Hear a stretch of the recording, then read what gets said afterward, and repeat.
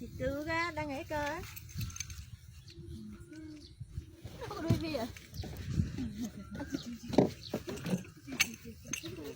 mà cô ấy phọt nâng chân của vợ nâng tí tới mà láng má vậy lần mà thế bán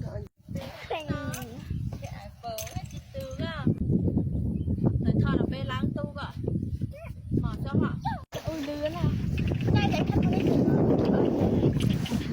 thật bác hành nè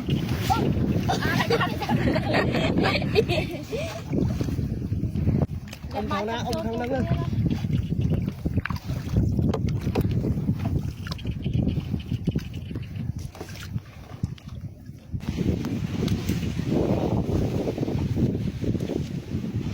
một cái phay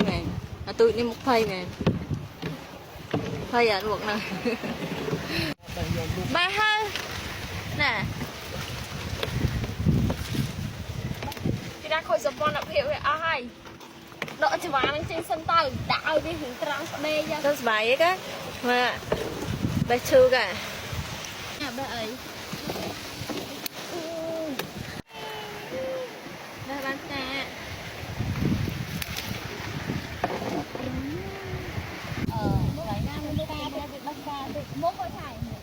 nè nè nè no no no no nè nè nè nè nè cả ba lên nè